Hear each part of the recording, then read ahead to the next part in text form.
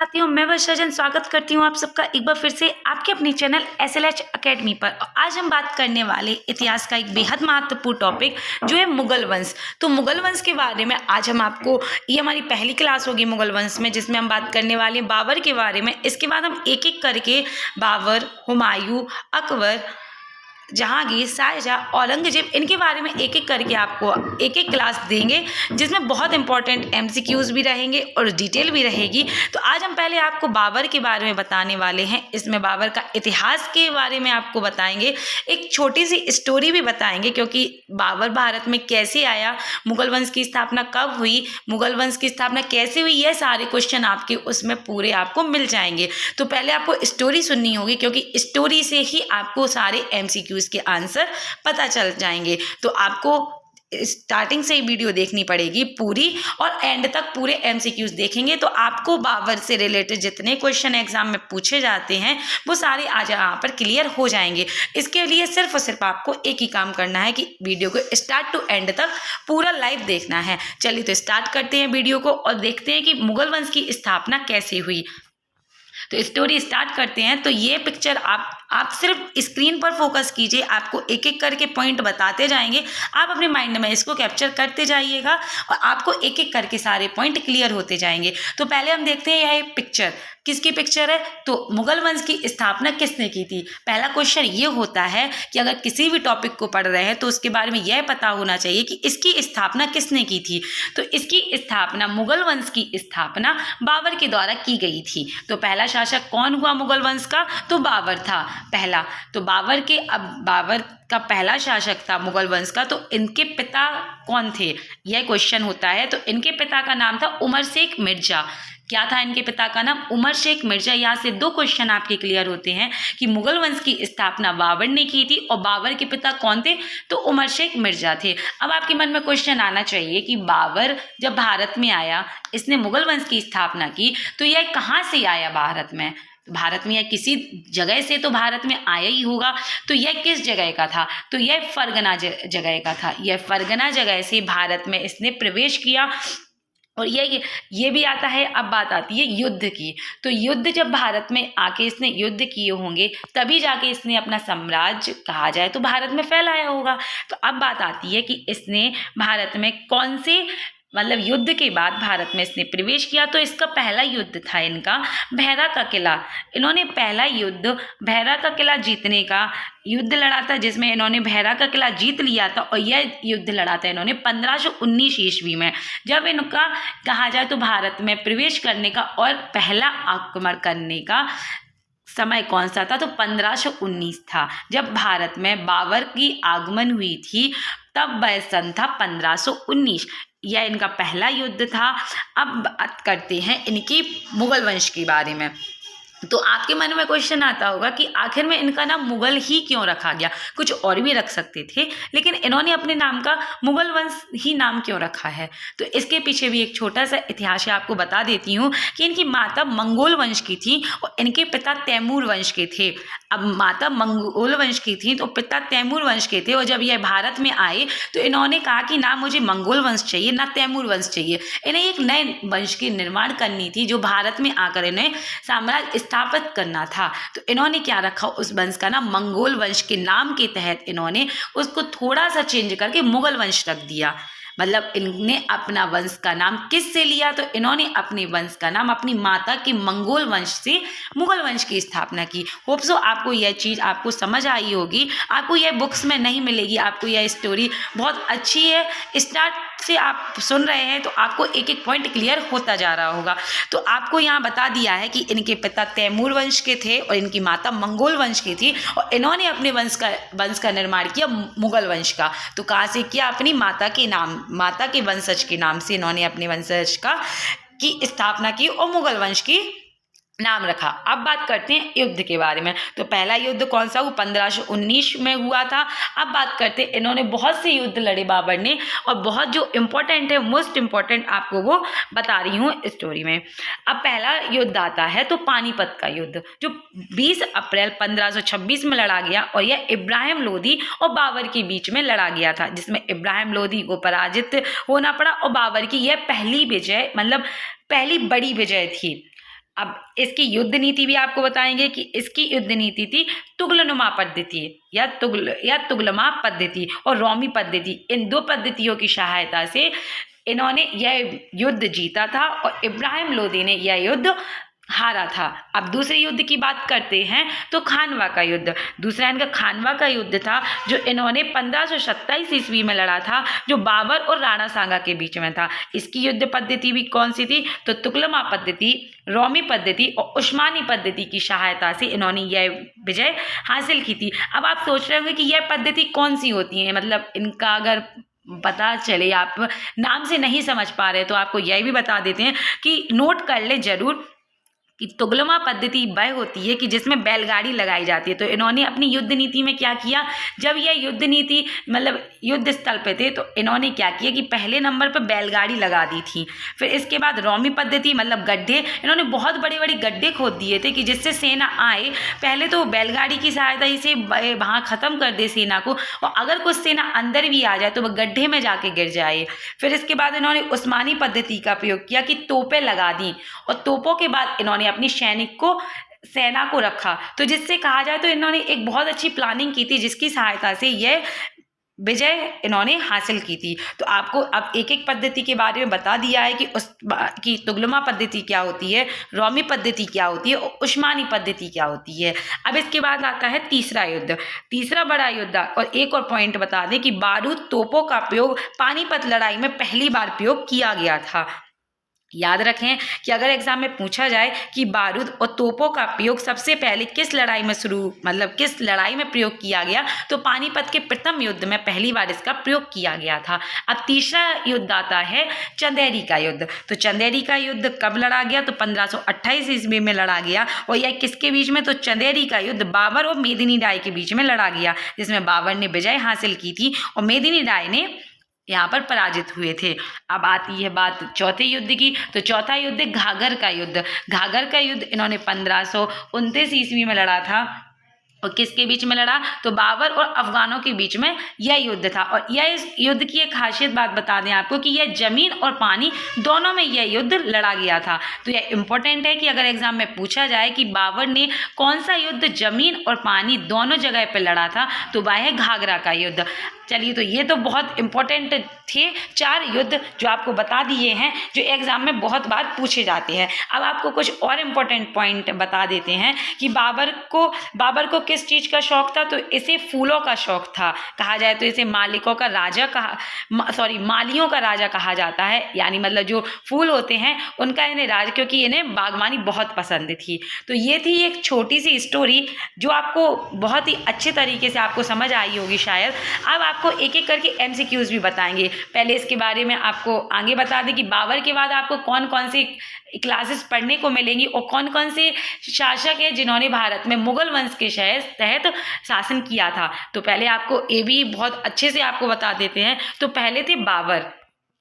आप पिक्चर देखते जाएं, आपको पिक्चर से अच्छे से याद होता जाएगा। बाबर का बेटा हुमायूं, तो हुमायूं का बेटा अकबर का बेटा जहांगीर का बेटा शाहजहां और शाहजहां का बेटा औरंगजेब। इन 6 शासक के बारे में आपको एक एक करके पढ़ने को मिलेगा। एक एक करके पूरी वीडियो आपको 6 वीडियो प्रोवाइड की जाएंगी। पहले हम बात कर रहे हैं आज बाबर की। तो बाबर के MCQs स्टार्ट करते हैं। और पहला क्वेश्चन है आप सभी के लिए दोस्तों, यहाँ पर आपको 30 MCQs मिलेंगे। और आपने अगर स्टोरी ध्यान से सुनी होगी तो आपको यहाँ पर आराम से क्वेश्चन के आंसर आ जाएंगे। चलिए, तो पहला क्वेश्चन है आप सभी के लिए, मुगल वंश के संस्थापक कौन थे? ऑप्शन है अकबर, बाबर, शाहजहां या जहांगीर। तो मुगल वंश की स्थापना बाबर ने की थी। मुगल वंश की स्थापना किसने की थी? बाबर ने की थी। और बाबर का पूरा नाम क्या है? तो आपको ये भी बताएंगे। बाबर का पूरा नाम जहरुद्दीन मोहम्मद बाबर गाजी नाम इनका था। अब नेक्स्ट क्वेश्चन है, अब पहले आपको डिटेल बता दें कि यह तैमूर और चंगेज खान का वंशज था। मुबैयान नामक पद्य शैली का जन्मदाता बाबर को ही माना जाता है। नेक्स्ट क्वेश्चन है आप सभी के लिए, बाबर की वंशजों की राजधानी क्या थी? ऑप्शन है काबुल, देहरादून, समरकंद या दिल्ली। तो बाबर के वंशजों की राजधानी समरकंद थी। नेक्स्ट क्वेश्चन है आप सभी के लिए, बाबर ने मुगल वंश की स्थापना कब की थी? ऑप्शन है 1526, 1525, 1524 या 1523? तो बाबर ने मुगल वंश की स्थापना 1526 ईस्वी में की थी, जब भारत में पानीपत का प्रथम युद्ध बाबर के बीच और इब्राहिम लोदी के बीच लड़ा गया था, जिसमें बाबर ने विजय हासिल की थी। इसके बाद ही इन्होंने मुगल वंश की स्थापना भारत में की थी। नेक्स्ट क्वेश्चन है, मुगल वंश किसके वंश से संबंधित थे? ऑप्शन है तुर्की के राजवंश से, तुर्की के सार वंश से, तुर्की के चुगताई वंश से या तुर्की के चुटाई वंश से? तो मुगल वंश तुर्की के चुगताई वंश से संबंधित थे। नेक्स्ट क्वेश्चन है आप सभी के लिए, बाबर ने 1526 ईस्वी में किस वंश के शासक को हराकर मुगल वंश की स्थापना की थी? ऑप्शन है गुप्त वंश, चोल वंश, लोधी वंश या नंद वंश? तो बाबर ने 1526 ईस्वी में लोधी वंश के शासक को हराकर मुगल वंश की स्थापना की थी। तो मुगल वंश की स्थापना किस किस के भी मतलब किनको परास्त करके हुई थी? तो लोधी वंश को हराकर हुई थी, क्योंकि पानीपत का जो प्रथम युद्ध था जो बाबर ने भारत में आकर लड़ा था, वह इब्राहिम लोदी के खिलाफ लड़ा था और इब्राहिम लोदी को इसमें हार का सामना करना पड़ा था, जिसके बाद इनकी मुगल वंश की स्थापना भारत में बाबर के द्वारा की गई थी। अब नेक्स्ट है, बाबर का जन्म कब हुआ था? ऑप्शन है 1484 ईस्वी में, 1482 ईस्वी में, 1481 ईस्वी में या 1483 ईस्वी में? तो बाबर का जन्म 1483 ईस्वी में हुआ था। नेक्स्ट क्वेश्चन है, बाबर का पूरा नाम क्या था? ऑप्शन है जरीर-ए-बाबर, जहरुद्दीन बाबर, जाहिर-ए-बाबर या जरहीन-ए-बाबर? तो बाबर का पूरा नाम जहरुद्दीन बाबर नाम था। तो याद रखें कि इनका पूरा नाम क्या था? तो जहरुद्दीन मोहम्मद बाबर इनका पूरा नाम था। नेक्स्ट क्वेश्चन है, बाबर के पिता का नाम क्या था? ऑप्शन है मोहम्मद गौरी, इब्राहिम लोदी, अकबर या उमर शेख मिर्जा? तो बाबर के पिता का नाम उमर शेख मिर्जा था। उमर शेख मिर्जा फरगना राज्य के शासक थे। किस राज्य के शासक थे? तो उमर शेख मिर्जा फरगना राज्य के शासक थे। नाम अच्छे से याद रखें। ये किस वंश के थे? तो ये तैमूर वंश के थे। नेक्स्ट क्वेश्चन है, बाबर फरगना की गद्दी पर कब बैठा था? ऑप्शन है 8 जून 1494, 6 जुलाई 1493, 8 जुलाई 1494 या 7 जुलाई 1493? तो बाबर फरगना की गद्दी पर 8 जून 1494 में बैठा था और यह जब 11 वर्ष के थे, 11 वर्ष की आयु के थे, तब यह गद्दी पर बैठे थे। नेक्स्ट क्वेश्चन है, बाबर के कितने पुत्र थे? ऑप्शन है 2, 3, 4 या 5? तो बाबर के 4 पुत्र थे और उनके नाम है हुमायूं, कामरान, अस्करी और हिंदल। तो 4 पुत्रों के नाम याद रखें कि 4 पुत्र थे हुमायूं, कामरान, अस्करी और हिंदाल। नेक्स्ट क्वेश्चन है, बाबर ने 1507 में किसकी उपाधि धारण की थी? ऑप्शन है सुल्तान, बादशाह, पातशाह या इनमें से कोई भी नहीं? तो बाबर ने 1507 ईस्वी में बादशाह की उपाधि प्राप्त की थी। अब नेक्स्ट क्वेश्चन है आप सभी के लिए, बाबर ने भारत पर कितने आक्रमण किए थे? ऑप्शन है 3, 5, 4 या 6? तो बाबर ने भारत पर 5 युद्ध लड़े थे। 5 युद्ध लड़े थे, जिनमें से 4 आपको बड़े बता देते हैं कि बाबर के द्वारा लड़े गए जो प्रमुख युद्ध थे वह पानीपत का युद्ध, खानवा का युद्ध, चंदेरी का युद्ध और घाघर का युद्ध। यह 4 युद्ध तो बहुत महत्वपूर्ण युद्ध हैं, जिनके आपको नाम बता दिए हैं और बाबर ने भारत में 5 आक्रमण किए थे। नेक्स्ट क्वेश्चन है, बाबर का भारत के विरुद्ध किया गया पहला अभियान किसके विरुद्ध था? ऑप्शन है जाटों के विरुद्ध, यूसुफजाई जाति के विरुद्ध, शासकों के विरुद्ध या ख्वाजा के विरुद्ध? तो बाबर का भारत के विरुद्ध किया गया पहला अभियान था यूसुफजाई जाति के विरुद्ध। मतलब यह है कि बाबर का भारत के प्रति पहला युद्ध किसके प्रति था? तो यूसुफजाई जाति के विरुद्ध था इनका पहला युद्ध। अब नेक्स्ट क्वेश्चन है, किस युद्ध से भारत में मुगल राज्य की नींव पड़ी? ऑप्शन है प्लासी का युद्ध, तालीकोटा का युद्ध, पानीपत का युद्ध या हल्दी घाटी का युद्ध? तो किस इसका सही आंसर है पानीपत के युद्ध के बाद भारत में मुगल राज्य की नींव रखी गई थी। नेक्स्ट क्वेश्चन है, पानीपत का पहला युद्ध कब हुआ था? ऑप्शन है 21 अप्रैल 1527, 22 अप्रैल 1526, 21 अप्रैल 1526 या 28 अप्रैल 1526?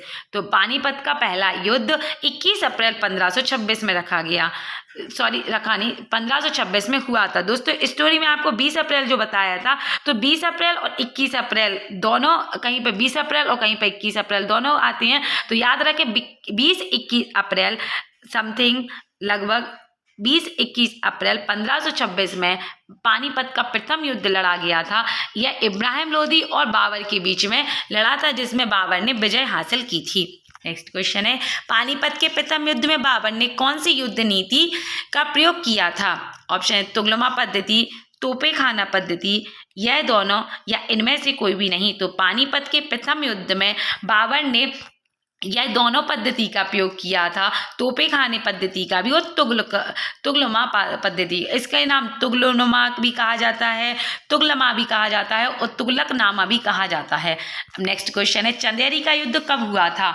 ऑप्शन है 29 जनवरी 1527, 29 जनवरी 1528, 28 जनवरी 1527 या 28 जनवरी 1528। तो चंदेरी का युद्ध बाबर ने 29 जनवरी 1528 में लड़ा था। यह किन के बीच लड़ा था? तो चंदेरी का युद्ध मेदिनी राय एवं बाबर के बीच में लड़ा था और इनमें जो तोपें चलाई थी भाई अली और मुस्तफ़ा नामक दो व्यक्तियों ने मतलब इनका नेतृत्व संभाला था तोपें चलाने का। तो याद रखें कि इन्होंने और इसी युद्ध में बाबर ने गाजी की उपाधि प्राप्त की थी। तो अच्छे से याद रखें कि इन्होंने किसकी उपाधि प्राप्त की थी? तो गाजी की उपाधि प्राप्त की थी। नेक्स्ट क्वेश्चन है आप सभी के लिए, घाघरा का युद्ध कब हुआ था?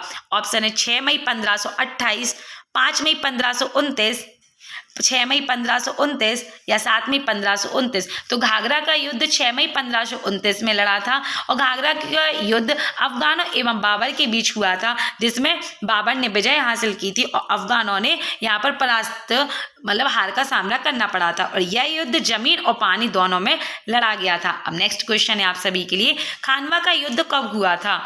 ऑप्शन है 17 मार्च 1526, 17 मार्च 1528, 16 मार्च 1527 या 17 मार्च 1527। तो खानवा का युद्ध 17 मार्च 1527 में लड़ा गया था। अब खानवा का युद्ध राणा सांगा और बाबर के मध्य हुआ था। युद्ध 17 मार्च 1527 में लड़ा गया। इस युद्ध में बाबर की विजय हुई। इसके बाद बाबर ने गाजी की उपाधि इन्होंने खानवा के युद्ध में प्राप्त की थी, ना कि चंदेरी की युद्ध में। वहाँ पर मैंने गलत बोल दिया, चंदेरी के युद्ध में कि उन्होंने गाजी की उपाधि प्राप्त की थी, जबकि इन्होंने गाजी की उपाधि खानवा के युद्ध में प्राप्त की थी। सॉरी दोस्तों, अब आप अच्छे से इसको करेक्ट कर लें कि गाजी की उपाधि इन्होंने खानवा के युद्ध में प्राप्त की थी। जब बाबर को लगा कि भाई युद्ध हार जाएंगे, तब बाबर ने शराब पर पूर्ण प्रतिबंध किया और जिहाद का नारा दिया। यह बहुत इंपॉर्टेंट पॉइंट है, क्योंकि एग्जाम में पूछा जाता है कि बाबर ने किस युद्ध के समय जिहाद का नारा दिया था। तो इन्होंने खानवा के युद्ध के समय जिहाद का नारा दिया और तमगा व व्यापारिक कर भी समाप्त कर दिया था। तो यहाँ पर यह पॉइंट इंपॉर्टेंट है, तो इनको जरूर नोट कर लें। नेक्स्ट क्वेश्चन है आप सभी के लिए, बाबर ने किसके खिलाफ जिहाद का नारा दिया था? ऑप्शन है इब्राहिम लोदी, राणा सांगा, अफगानों या मेदिनी राय। तो बाबर ने राणा सांगा के मतलब खिलाफ जिहाद का नारा दिया था। नेक्स्ट क्वेश्चन है, बाबर को उसकी उदारता के लिए किसकी उपाधि से नवाजा गया था? ऑप्शन है गाजी, कलंदर, सुल्तान या बादशाह। तो बाबर को उसकी उदारता के कारण कलंदर की उपाधि से नवाजा गया था। तो नाम याद रखें कि किस उपाधि से नवाजा गया था? तो कलंदर की उपाधि से नवाजा गया था। और यह किसने? तो अफगानों ने दी थी। इसकी उपाधि किसने दी थी बाबर को? अफगानों ने दी थी। और कलंदर का मतलब क्या होता है? आप लोग सोच रहे होंगे उदारता के लिए तो कलंदर का नाम दे दिया गया, लेकिन कलंदर होता क्या है? तो ये कलंदर का मतलब होता है, अर्थ होता है दानी व्यक्ति। तो इन्हें अफगानों ने दानी व्यक्ति की उपाधि से नवाजा था। नेक्स्ट क्वेश्चन है, बाबर के शव को पहले किस स्थान पर दफनाया गया था? ऑप्शन है आगरा के आराम बाग में, काबुल में, लाहौर में या तुर्की में। तो बाबर के शव को पहले आराम बाग में दफनाया गया था। यह कहाँ है? तो यह आगरा में स्थित है और इन्हीं को बाद में काबुल में दफनाया था। नेक्स्ट क्वेश्चन है, बाबर अपने शव को दफनाने के लिए किस स्थान का चुनाव किया था? ऑप्शन है दिल्ली, आगरा, सासाराम या काबुल। तो बाबर ने अपने शव को दफनाने के लिए काबुल स्थान को चुना था। अंत में बाबर के शव को काबुल में ही दफनाया गया। जब बाबर की मृत्यु हो गई थी तो इन्हें आगरा के आराम बाग में दफना दिया गया था, लेकिन इनकी इच्छा थी कि जब इनकी मृत्यु हो जाए तो इनको काबुल में दफनाया जाए, तो फिर इसके बाद इन्हें आगरा से ले जा करके काबुल में दफना दिया गया था। अब नेक्स्ट क्वेश्चन है, बाबर की आत्मकथा किस पुस्तक में दर्शाई गई है? ऑप्शन है हुमायूंनामा, तुझो के जहांगीरी, तुझो के बाबरी या शाहजहांनामा। तो बाबर की आत्मकथा को तुझो के बाबरी में दर्शाया गया था, जिसे बाबर नामा कहा जाता है।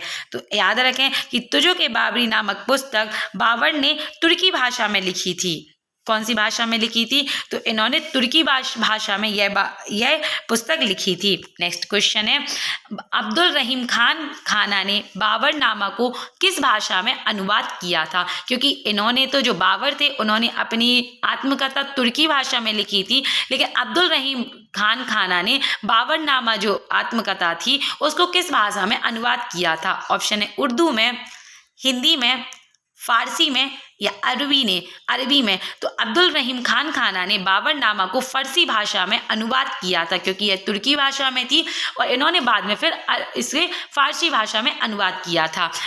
अब्दुल रहीम खाना के द्वारा बाबरनामा को फारसी भाषा में अनुवाद किया था। नेक्स्ट क्वेश्चन है आप सभी के लिए, बाबर ने सड़कों की माप के लिए क्या शुरू किया था? ऑप्शन है गजे जमीन, गजे सब, गजे जमीन या गजे बाबरी। तो बाबर ने सड़कों की माप के लिए गजे बाबरी शुरू किया था। नेक्स्ट क्वेश्चन है, बाबर की मृत्यु कब और कहाँ हुई थी? ऑप्शन है 26 नवंबर 1530 ईस्वी को नई दिल्ली में, 26 नवंबर 1532 ईस्वी को पाटलिपुत्र में, 26 दिसंबर 1533 ईस्वी को काबुल में या 26 दिसंबर 1530 ईस्वी को आगरा में। तो बाबर की मृत्यु 26 दिसंबर 1530 ईस्वी को आगरा में हुई थी और इन्हें वहीं पर दफना दिया गया था। नेक्स्ट क्वेश्चन है, किस मुगल शासक ने भारत की ऋतुओं, फलों, वनस्पतियों और प्राणी जगत का विवरण अपनी डायरी में किया था? ऑप्शन है अकबर, सॉरी यहाँ पर ये थोड़ी मिस्टेक हो गई है, यहाँ पर अकबर है, अकबर, बीरबल, शाहजहां या बाबर। तो इसका सही आंसर है बाबर मुगल शासक ने भारत की ऋतुओं, फलों, वनस्पतियों और प्राणी जगत का विवरण अपनी डायरी में लिखा था। नेक्स्ट क्वेश्चन है, मुगल वंश या मुगल काल की मुख्य राजभाषा क्या थी? ऑप्शन है अरबी, हिंदी, उर्दू या फारसी। तो मुगल वंश की मुख्य भाषा फारसी भाषा थी। नेक्स्ट क्वेश्चन, और यह हमारी वीडियो का अंतिम प्रश्न है, जो है मुगल वंश का अंतिम शासक कौन था? ऑप्शन है शाह आलम द्वितीय, आलमगीर द्वितीय, अकबर द्वितीय या बहादुर शाह। तो मुगल वंश का अंतिम शासक था बहादुर शाह। मुगल वंश की स्थापना बाबर ने की थी और मुगल वंश का अंतिम शासक था बहादुर शाह द्वितीय। दोस्तों अब आपको यहाँ पर एक बहुत इंपॉर्टेंट ट्रिक भी बता देते हैं कि जो ये 4 युद्ध थे वह आप एक ट्रिक के माध्यम से भी याद कर सकते हैं। और ट्रिक है, बाबर ने पानी पिया, खाना खाया, चाय पी और घर चला गया। क्या है ट्रिक? तो वह ट्रिक है, बाबर ने पानी पिया, खाना खाया, चाय पी और घर चला गया। तो अब आपको एक एक करके बता देते कि बाबर के 4 युद्ध हैं। जो पानी पिया से है पानीपत का युद्ध, खाना खाया से है खानवा का युद्ध, चाय पी से है चंदेरी का चंदावर का युद्ध और घर चला गया से है घाघर का युद्ध। तो यह 4 युद्ध हैं जो बाबर के बहुत महत्वपूर्ण युद्ध हैं। उसकी ट्रिक फिर से एक बार बता देती हूँ कि बाबर ने पानी पिया, खाना खाया, चाय पी और घर चला गया। तो यह थी युद्ध की इम्पोर्टेंट महत्वपूर्ण युद्ध की ट्रिक। दोस्तों यहाँ पर आज की हमारी जो मुगल वंश की स्थापना बाबर ने की थी, बाबर से रिलेटेड आपको क्वेश्चन बता दिए हैं जो आपको शायद, और स्टोरी आपको पसंद अगर आई हो तो प्लीज़ वीडियो को लाइक करें, कमेंट करें, शेयर करें, चैनल को सब्सक्राइब जरूर करें। साइड में जो बेल आइकन बटन है उसे प्रेस करें, जिससे हमारी लेटेस्ट नोटिफिकेशन आप तक पहुंचती रहे। आपको इसकी PDF भी जरूर प्रोवाइड कर दी जाएगी टेलीग्राम चैनल पर। यदि आपने अभी तक टेलीग्राम चैनल ज्वाइन नहीं किया है तो आप डिस्क्रिप्शन बॉक्स में जाइए, वहाँ पर आपको लिंक मिल जाएगी, आप वहाँ पर जाके चैनल जरूर ज्वाइन कर लीजिए। इसके बाद क्योंकि आपको एक एक वीडियो प्रोवाइड कर दी जाएगी और उसकी PDF भी आपको वही मिलेगी। आप हमारे इंस्टाग्राम, टेलीग्राम, फेसबुक पर भी हमसे जुड़ सकते हैं। जिसने अभी तक यूट्यूब सब्सक्राइब नहीं किया है जरूर कर लें, क्योंकि आपके लिए बहुत इंपॉर्टेंट क्लास अब आने वाली हैं जो आपके एग्जाम में बहुत महत्वपूर्ण होंगी। Thank you for watching my video. मिलते हैं नेक्स्ट वीडियो में बहुत ही इंपॉर्टेंट हुमायूं के क्वेश्चंस के साथ।